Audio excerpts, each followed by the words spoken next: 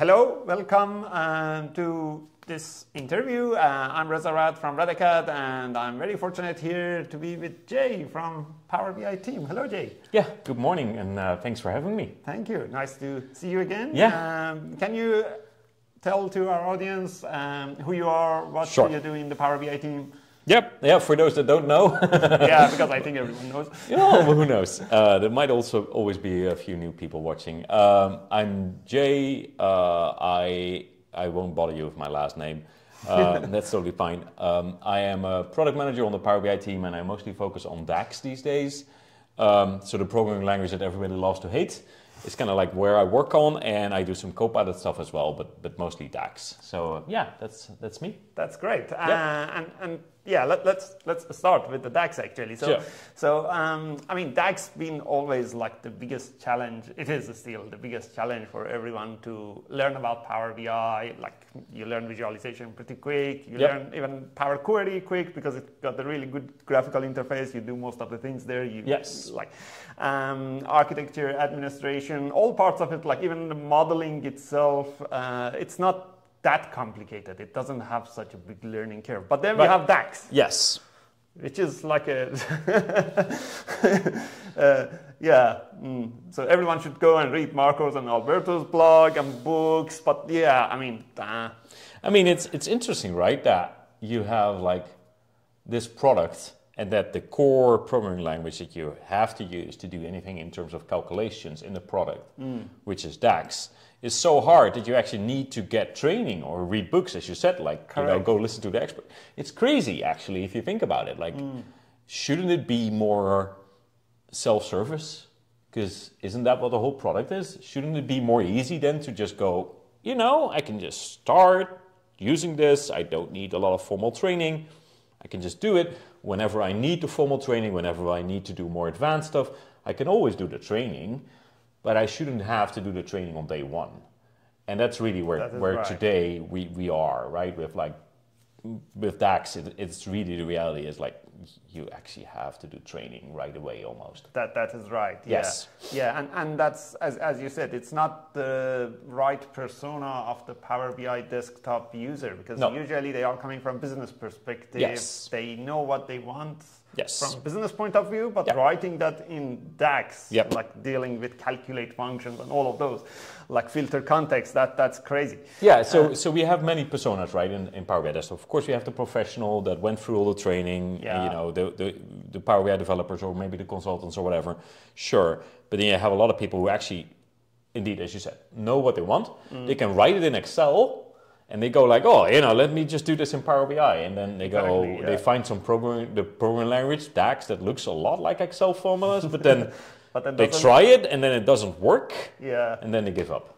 It works sometimes, it doesn't work sometimes, so it's a lot of things. Yes. Yeah, which, like in my trainings, whenever I train Power BI, like the filter context and everything around that is usually like getting that is the hardest part of the training, which kind of leads to what you are doing at the moment right now with the visual calculation. Because like in my training, I always tell people that when you are writing DAX, write it for that specific visual. Yes. Because it might not work for another page, it might not work for another visual because your filter context change. Yes. And that was like long before you come with the visual calculation, which was a brilliant idea because it's exactly what you're doing. So tell us more about that. How did you come with this and what do you think it's going?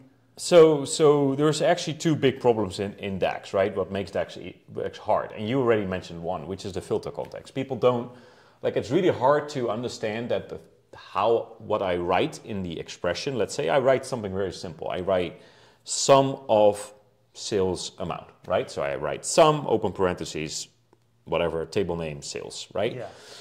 You think, okay, that's just going to take the sum of the sales amount.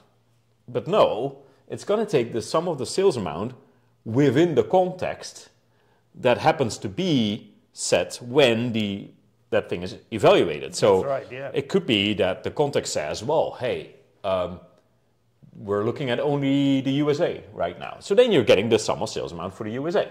Or for New Zealand, you're getting the sum of sales amount for New Zealand. Or for both New Zealand and the USA. Or for all products that are yellow. Or for all customers whose name starts with an R. Depending on what's selected in the slicer and everything. You have no idea what context is going to be at the moment that measure is going to be evaluated. So then just looking at the measure and going like, oh, I understand what this does in all various situations is really hard, especially, of course, if you have to like make sure it does certain things in certain situations, and then in other situations it does something else. So that's one problem. The second problem is, which is for most people very, very tricky to understand, is that actually in DAX it's really hard to refer to what came before. Yeah, that's right. So like what just happened like the last data point or the row above me or whatever. Yeah. That's almost impossible. We have the earlier functions, but then they are kind of a misnomer, to be honest. They kind of like, yeah, they do maybe, but not really. Not always, yeah. Right, so that's like those two are the big problems that trip people up. And in the earlier thing, so when you can look back at what happened before, is something that people that come from the Excel world assume you know, because I can see it right there in Excel. I can look at the cells and go like, I see exactly what happened before, and I can easily refer to that. You can't in DAX. So that's really where we started working with Visual Calcs. So Visual Calcs try to make DAX easier, not to, and let me be very clear, that's not an excuse not to learn DAX eventually. Still you are going to that. Yes, you are still learning DAX, you're still using DAX, visual calculations are just DAX, but we are making it easier and postponing the moment you have to take the training. We just talked about the need to take the training, right? Or read the book or become an expert. With visual calculations, what I like to think about is we are flattening the learning curve. So instead of the learning curve going like this, right? Like you have to take the training from day 2, right? Or be an expert, you can have a little bit more time. And then if you're ready, when you're ready, if you're ever ready, you can go into the actual advanced stuff. Yeah. That is basically the way I think about it. So another way of saying it, DAX is a swimming pool. And instead of today the swimming pool only has a deep end. Yeah. It is, you dive in, you have to learn how to swim right away. Yeah. Now with Visual Calcs, what we're saying, instead of the pool just being flat like this, we're giving you a shallow end as well. You can walk in here, you'll be fine, you won't drown, right? Even if you don't know how to swim, you won't drown. Then when you're ready, you can go into the deep end. So that is what Visual Calcs are. It's just DAX on a visual, and therefore it makes it easier to write the DAX because you can look at the visual and you get rid of all this filter context because you can look at the visual and go like, I understand what's happening here. That's right, yeah. Yeah, so that is cool. That is really good analogy as well you used, and right. I'm sure a lot of people relate with that. Now, visual calculations is still preview, of course, so yes. we expect a lot of things to come around it, and yep. You don't need to tell me I don't know, it is coming in a year or 2 years or 2 months. I won't be able to anyway, so. But there are things that would help the users, like for example, Visual Calc, at the moment we can't format it. Right. Is that something in the yes, plan? Okay, absolutely. that's good. Yeah. So there's a couple of big pieces of feedback here, right? Like formats. So you cannot do a format string yet.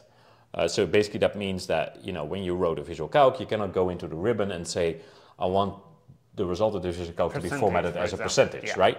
You can't do that. It's simply when you have the Visual Calc selected, that ribbon is not there. Correct. It will be very soon. We're actually, it's high up on our list to make that happen. Same for conditional formatting. Yeah, that's right. So people want to take the result of a Visual Calc and say, hey, I want to use that result to decide to conditional format something in the chart that they're looking at. So that's another thing that we're working on. There's loads of limitations. Other things that people are asking for is field parameter support, so the ability to just take a field parameter and take that as an input for Visual Calcs. That's another thing that we're working on. So the list of limitations is very long, honestly. I don't know. I haven't. Because it is preview, of course. Yes. Yeah. Yes. Yeah. Also, not all visual types are supported, right? So when you now go into Visual Calcs edit mode, you notice, I don't know if you've seen that, but you notice that the chart, the thing where you can select all the charts, loads of them are grayed out. Yeah. You can, for example, not select a map today. Yeah, you can have column chart, bar chart, yes, table. Yeah, so that's also a limitation that we're working on. So our end goal is to allow you to work with all charts, all built-in charts, so all chart types, as well as enabling custom visual creators to support visual calcs. Right. Right? Is this, so it is a visual calc, so we yes. don't expect this to be like a model calculation because we go and write model calculation, but do you see in, I don't know, like far future or some like future plans that there would be an ability for us to, I don't know, promote a visual calc to be a model calc or something like that? Yeah, I think so. We should at least try. Now, I think there's multiple options on the table for reuse, right? So today visual calculations are on the visual only. Correct. So that means that they are not really reusable because you have to copy paste them between visuals to reuse them. Not a great experience, because what happens if you want to change the logic of the calculation? Oh, you copied it 5 times, so now you have to go change it 5 times, which is arguably not a good experience. That's right. Yeah. At all. So there's multiple things we can do. One of the things we could do is could say, hey, at some point, since you're reusing this visual calc, shouldn't you write that as a measure? And we could either be smart about it and say, hey, we noticed you wrote the same visual calc over and over again, or you copy-pasted the same visual calc 2 or 3 times now. Wouldn't it be better to just convert this into a measure? And then you could say, yes, I would like to convert it into a measure, and we could rewrite the DAX, the visual calcs DAX, into a measure DAX. The challenge being here that there's no guarantee we will always be able to take that visual calc and convert it into a measure automatically for you, so you might have to do some work. Right. Yeah. It's safe to assume that the majority of the cases we would be able to automatically take that visual calc DAX and convert it into a model measure. For example, let's say you wrote a running sum. So you wrote running sum using just the function called running sum. Yeah. You did running sum of whatever, sales, right? That's a visual calc function. It's great, it works, it's awesome, it does exactly what it says, right? It's very easy to work with, but it's not available in measures. That's right, yeah. So then if we would convert that into a measure, what we would do then for you is rewrite it into a calculate sales on a window. The window function being the function called window that is already available in measures, which is essentially running sum is just sugar syntax or shortcut, an easier to use shortcut to that window function. So we would then change that into calculate sales of window something something something based on whatever the current selection was, what you wrote in running sum. That's right. Yes. Which is good that you talked about it, because that is what people need to know, that visual calculation is not just about writing a DAX on a visual. You also have some new functions like running sum that really helps, because otherwise you have to write a pretty big block of a DAX expression. The other thing which makes it a bit hard to understand at the moment is the types that we have for the collections, like rows, columns, and rows, columns, columns, rows. Yes. So everybody knows what a row and a column is, right? That is right, yeah. So that's pretty obvious. But yeah, the row columns and column rows, I mean, we are just talking, we don't have a demo, but what is, let's say, a typical use case for such thing like that? Well, I mean, you're spot on. The number of use cases for the combinations of rows and columns in either rows first or columns first, they're limited. Yeah, not that many. Yeah. No, they're not that many. But they do exist. But first, so the way I think about rows and columns is, well, we all learned that rows are the things that go like this across, like in a table, right? And a column is vertical, right? Correct. So when you write rows, how you should read that as, my calculation is going across the rows. So rows doesn't mean I'm going horizontally, it means I'm going vertically, because the rows are horizontal themselves, so then my calculation goes across the rows down. Yeah, because they are stacked on. Right. I mean, yeah. Rows are horizontals, then when you write rows, it means I'm going across the row, so effectively I'm going vertical. That is why we have the icon Yes. down. We have the little thingy with the little two arrows. Yeah. It's really helpful for you to understand exactly what's happening. Yeah, that's right. Columns, of course, is 90-degree turn, right? Since columns itself are vertical, we're going across the columns, so we're going left to right across the columns, which is effectively a horizontal movement. So that's why the icon for columns is then an arrow that points to the right. So that's one. Then the combination of these is, I like to think about columns, rows as a typewriter from the olden days, right? You had like this thing, you type, the thing goes, and then you slap a button and go back, and then you type again, and you slap a button and it goes to the start again, right?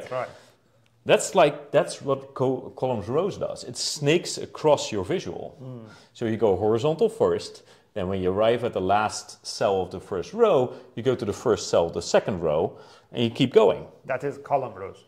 That is columns rows. Right, yes, horizontal first, and then we're going down. Right, yeah. So that's the typewriter movement. And the rows columns is 90-degree turn. So that is going down first. Right, and then to the right. So I haven't found a good descriptor for that. Typewriter this way. I was thinking more of like if you think about how they plant fields, crops in fields. All right, yeah. It's a planter. So they take a plant, they put it in the ground, they go up and they go to the right, put it in the ground, go up and to the right, put it in the ground. That's right. So essentially, it's like that. It's a planter movement. At least that's what I started calling it myself. So that is rows columns, right? It goes down the rows, and then while going down the rows, it goes to the right. So it goes down all the rows, and then it goes to the right. It goes down all the rows, then to the right. So that's the planter movement. That is correct, yeah. Now, you would use those in very limited situations. The biggest use case I've seen so far is if you have, for example, years on the columns, and you have quarters. Right, the quarter number, not the quarter of the year, just the quarter number, 1, 2, 3, 4. Right. You have those on the rows. Then, if you wanted to do a running sum, then you would need something. Yeah, that's right. That snakes. Scanning. And you cannot just do rows, or you cannot just do columns, right? So that's the biggest use case. Correct. It exists because, well, the combination. I mean, we could make the combination, so we have the pieces, so why not include all 4 options? Also, eventually, you could expect that we'll actually add some more. Like we have rows and columns today, but what if we start thinking about small multiples? That's right, yes. Where do we put those? Do we need something else? Do we need to introduce a group of rows or a group of columns? Yeah. So then we get suddenly maybe 2 more types. And then, of course, if you start thinking about combining all of those, then you get you can do row groups, columns. Rows, columns. Right, exactly. It's like, okay, so you get loads of extra options. Yeah, that would be interesting, yeah. Very interesting, very powerful. But no, 98% of the time you don't use rows or columns. Rows, columns, or columns, rows. You just use one of the two. Yeah, that's rows right. or columns. Yeah, yes. Correct. Thank you for explanation on that. So in terms of the future of visual calculation, what do you see? So would we have more functions, I assume? Maybe. Right now, we're pretty happy with the functions that we have. Okay. But we're open for feedback. If people feel like, hey, we're missing a function, tell us, right? Show us the scenario. What is the scenario you're working on? What is the thing that you're missing? It's mostly for us now, it's about integrations. So it's like these things that we already talked about. Like not all visual types are supported. Yeah. Format strings are not supported. Field parameters are not supported. To make it more practical. Yes, I cannot ship this feature. I cannot call it general available if it doesn't work with half of the product. That is correct. Right? Yes. So it needs to work with everything that's there. Or if it can't work, then it needs to be very clear that it doesn't work. And here's the reason why, both internally as well as externally. We're planning to make it work with everything, but let's say there is something in there that we would say, well, you really can't export that's another thing that doesn't work today. Let's say at some point we figure out that we really can't export this. Well, maybe we should write it down that, hey, visual calcs will never be exported because this and this and this reason. So that's like a quality check mark that I have to follow before I'm allowed to call something general available. I have to make sure that I either made it work with everything or I have good reasons why something doesn't work. Correct, yeah. So that's one, that's the big thing that we're doing now. And that will take a lot of time because Power BI is a big product. It's very complicated. There's loads of moving parts like export. How about publish to web? How about Power BI embedded?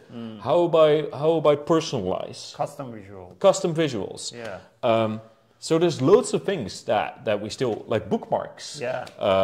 Well, we can keep going and going. Just name a feature, right? There's so many integration points already. But then there's one thing that we want to do as well. That is, we want to take Visual Calcs a step further and make it even more visual. So today, when you use Visual Calcs, yes, you're working in a visual, but you're still doing a lot of typing. That's right. Right? You're typing all the functions. But we show you that visual matrix there, right? That looks a lot like an Excel worksheet, doesn't it? Exactly, yes. Wouldn't it be great if you somehow could like create your formula by just using your mouse on that matrix? Oh yeah, that would be. So that is something that we're doing. It's like, that's the next evolution that actually makes Visual Calcs very visual. Yes, yeah. That's the name then takes two meanings. Right. It's not just calculations on a visual, it's also very visually created. Yeah.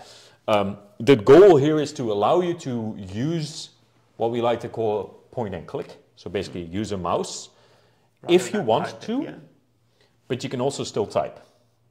So we want to have both because then visual calculations also turns into a learning tool for DAX. That's right, yeah. Because then you could imagine you see the formula bar and you're a bit like scared, right? Like you don't know what to do here. Oh, I can just use my mouse pointer to click and say, okay, take that column minus that column. Oh, wait, by just clicking that, I just wrote something in that formula bar. I can see that happening, much like what you can do with Excel formulas. Like what Excel. Yes. Right? Yeah. And the color coding? Yes, same thing. Oh, that would be fantastic. Yeah. Yes, so the color coding will be there as well. So then you can see, oh, you know, the first parameter might be, I don't know, light blue or whatever, right? And then, oh, that is then this column, right? And then the second parameter is the other column is, I don't know, red or whatever color we pick for that. And then, oh, that's going to be the other column. So you will be able to see the columns being highlighted and matched to the parameter that you selected, much like what you have in Excel. Actually, I figured out that Excel only has 7 colors for highlight. Is it? I've never had more than that in a formula. You should have tried it. No, but I tried it. And then from the 8th parameter onwards, it recycles the colors. Oh, okay. I never knew, but you know, those are the things that you have to try if you figure this out. That a product manager would try it. Yes. So like the 8th color is actually the same highlight color as the first parameter. So I think it was 7 or maybe it was 9, something like that. It's very interesting. So those are the things that we're working on as terms of like the next big thing for Visual Calcs. Also, it would be great if you could somehow see the calculation, right? You see the calculation already there in the matrix. It would be great if you can select one of those cells, right? And say, you know what? How does this number, what is there? I see, I don't know, it says 42. How did it, like, what ingredients went into that? Which cells were taken to calculate this number? Right, yeah. So that's another thing that we're thinking about doing. That's cool. So yeah, visual calculations are not just easier, they're also very visual, at least that's the goal. Yeah, now that's amazing. So if people want to give you like some feedback, like you are working on some features, but for example, they want to say, well, no, this feature is much more important for me, that feature is less important. So where's the best place to give you that ideas? Or? That's a great question. No, we have a specific forum post for that on our community. Right. aka.ms/visual-calcs-feedback, or that's it, I think. Right. We can maybe put the link in the video. Yep. That was easier so people don't have to remember. No, so we have a specific forum post for that, and that's where I would like people to leave their thoughts, feedback, things they like, things they don't like, things they think we are missing. Right. And then we can also, more easily have like a direct message. So if there's like, I don't know, a screenshot that you're not allowed to show publicly. Right, yes. But you want to share with us, like Ideas is very public. And then on the community, we also have like a place to just, do a one-to-one interaction and say like, hey, what was the actual scenario we're working on? Correct, yeah. So yeah, we got a lot of interesting feedback there already on like features that we're missing. So yeah, please go there, try it, and let us know what you think using that link. Yeah. That sounds great. And if people want to get in touch with you, yes. What is the best way? LinkedIn, Twitter? LinkedIn, social media. I'm everywhere right. These days. I'm not that active on Twitter anymore. I moved to what's called Blue Sky now, yeah. As well as LinkedIn. So LinkedIn is the easiest way. Also, you just send me a message on LinkedIn, and you can get my email address if it's not even on there. Just send me an email. Sounds great. Yeah. Yeah, and people would see you in conferences too. Yeah. Yes. Of course, I do a lot of conferences, do a lot of community sessions as well. I think for Visual Calcs by now I've done over 25 or so. That's community good. Sessions for the various many events, like your summit, of course. Yeah. You haven't come to New Zealand though. No. You should come one. Yeah, well, you should stop doing the online one. Yeah. Online. Yeah. Force everybody to go to New Zealand. That's a good plan. I don't know if you get the same level of attendance. No, we don't. Because the summit is very popular just because it's virtual, right? Yeah, that's right. Yes. But so of course we did something there, and then loads of user groups as well. So yeah, been very busy with that. Yeah, that's cool. Yeah, awesome. Thank you. Is there any last thing you want to say, or? I mean, if you've been holding off on trying Visual Calcs, I would absolutely encourage you to try it. If you care about DAX, or you've struggled with DAX previously, or you train people who struggle with DAX or are new to a product, don't hold off. Like, this is the Visual Calcs is our bet to make DAX easier. So if you go like, that's not for me, because I already know DAX, please give it a try, because this is our plan going forward. That to make DAX easier is going to use Visual Calcs, and to just round it off in like one little line. The future of DAX is visual, if that makes sense. That's pretty cool. Yeah. Thank you. I should put that on a sticker. Yeah. That's Maybe I will. Put it on your signature email as well. No, but that's where it is. So if you feel like, hey, I'm already a DAX expert, Visual Calcs is not for me, please give it a try, because also if you're a DAX expert, there's loads of interesting things in there. Performance-wise, just a way of easier to write DAX that just is worth your while. Sounds good. The future of DAX is visual. Great. So awesome. Thank you. Really appreciate your time. And until the next time. Yes. Thank you everyone for attending. And until the next time. See ya.